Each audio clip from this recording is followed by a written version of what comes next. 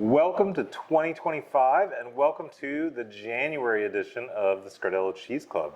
We're excited to start out a new year and we're starting out with one of my absolute favorite regions in the United States, Vermont.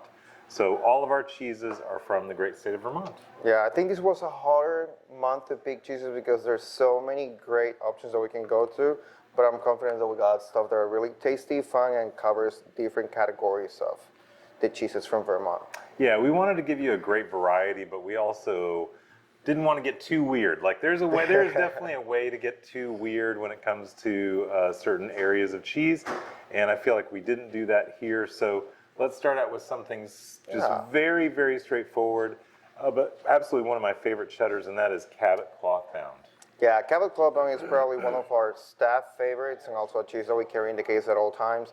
I know it's also your favorite cheddar, but the main difference is that this is a clothbound cheddar, so having this big characteristic from the rind, it develops so many flavors on the wheel that you maybe are not used to seeing from other cheddars. And this comes from Jasper Hill, probably one of the coolest places cheese making in US, Vermont. But yeah, Cabot Clothbound is one of our favorite cheeses. I hope everybody likes it if you haven't had it before. And this is a brand new wheel that we cut today, so it's tasting really good. Yeah, and Cabot, the co-op, is, they're known for making a lot of like more vacuum sealed cheddars and, and a lot of really great butters. This is their only cloth-bound cheese, and they partnered with Jasper Hill. Jasper Hill doesn't make the cheese, but they age it in a state-of-the-art aging facility. So you're going to get some toasty notes, like Alejandro was saying, some grassy and some earthy notes in there as well, some really wonderful sweet notes too.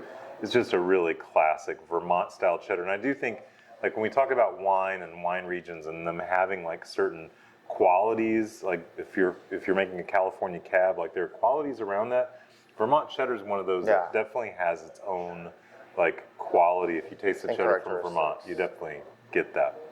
All right, so we have from Jasper Hill, we do have a blue cheese, and this is Bailey Hazen Blue. Anything you want to say about Bailey Hazen? Bailey Hazen Blue, also from Jasper Hill. I will say this is one of the blue cheese that people gravitate the most towards because the flavor profile. If anybody hasn't had it before, I'm excited for you to try it because this is a blue cheese that, because the breed of cows they use, it has this very rich texture on the paste of the cheese, but also you get some very tasty vanilla notes, almost like white chocolate and coffee. So it's a cheese, despite being a blue, that is very accepting of other flavors, but also should be on the milder side. Hopefully everybody likes it. Yeah, it's got kind of this really cool fudgy texture, and these are the cows that are on property, and they're Ayrshire cows. This is a heritage breed of Scottish cows. And when you look at the paste, it's almost a whitish color of paste, and that's because these cows don't transfer that beta carotene from the grass into the milk, so you're not going to get the same kind of golden colors that you're getting with the cheddar. It's really more of a white paste, but it is cow's milk and really rich in flavor, so very, very cool.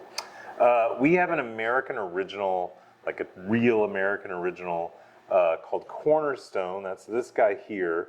And Cornerstone is the brainchild of 3 different cheese makers, one in New York, one in Connecticut, and then one in Pennsylvania, and one in Pennsylvania, Connecticut, and Vermont. And the one we're featuring, obviously, from Vermont. It's my favorite. It's also the easiest for us to get. Made by Peter Dixon and Rachel Shaw at Parish Hill.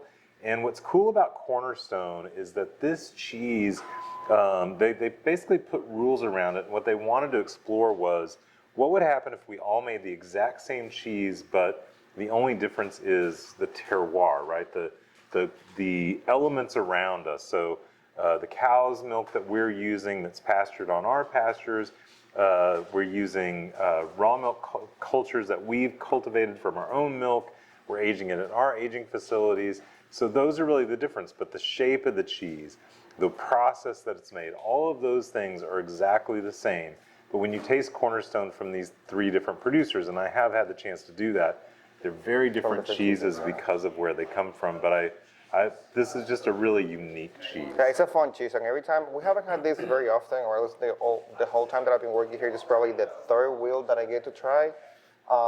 But to me, this is the closest thing that we can assimilate to American cheese production to European cheese production because they make the same cheeses, but it's so focused on the terroir. Recipes to the folks that were providing them with their milk, and now they're making the cheese. All these amazing cheeses. Yeah, fairly new cheeses for us, or at least from this new version of their creamery.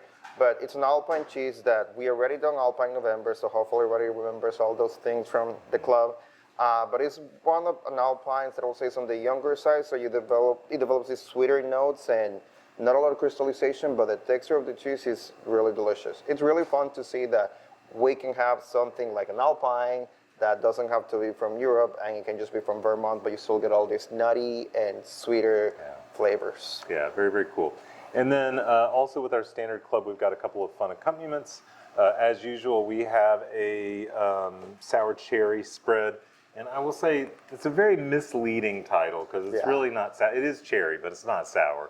It's a nice sweet accompaniment. It's a great pairing for cheddar cheese because we already used that as a pairing for a cheddar glass. I remember it will be great because it packs a punch of flavor, but definitely don't expect it to be sour. That'll be with the cheese. So it is not sour. And then we also have some Valencia almonds. We wanted something that will almost like a crunch or a texture contrast because we have so many harder cheeses. So the Valencia almonds, they have all these herbs, a lot of flavor. So really tasty with especially the cabbages or even the blue cheese, I feel like will be good. I mean, honestly, I think those Valencia almonds will go great with most everything. So then for our deluxe club, we've got a couple of cool cheeses. One of them is a small goat's milk cheese called Lake's Edge. This is a cheese that's kind of named after the edge of Lake Champlain and kind of the rocks, the blue rocks that are around there. And so this cheese is a goat cheese that has ash that runs through the middle and ash on the outside. It's very soft and gooey on the outside near the rind. On the inside, it's more fluffy and cloud-like. Really clean tasting. It has a very milk. mild flavor of goat's milk, but the way we cut it, everybody will get to have a piece of your rind at the center of the cheese. But it's a beautiful cheese when you get it. It's a small wheel. It almost resembles like a rock from a pond, since it's called what's called Blue Ledge Farm, and it's supposed to be near the river, near the lake, sorry. And that's why they get this small shape, almost like a stone that is supposed to resemble the lake. Yeah, it's really cool. And this is a cheese that we've only actually had in the case a couple of times. And it's one of the things I love about the club is we tend to bring in some cheeses that we don't always have in the case for just everybody. So it's an opportunity to share with you guys something that we think is really cool that we don't always get our hands on. But it's fun to like put together and kind of curate that box with that.